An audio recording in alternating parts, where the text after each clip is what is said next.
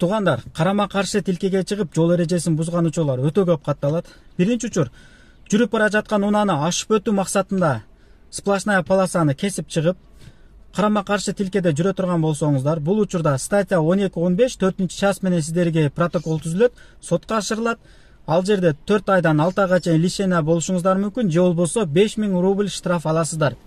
Экинчи учур, алдыда тоскоолдуктар пайда болсо, яма же болбосо унаа токтоп туруп алса, ошол учурда сплошная полосаны кесип чыгып, карама каршы тилке менен айланып өтө турган болсоңуздар, Россиянын мыйзамдарында ушул учурга дагы штрафтар каралган. Ошол эле статьянын 3-чү час менен 1000 рубльден 1500 рубльге чейин штраф. Туугандар, дагы бир нерсени эскертип кетейин.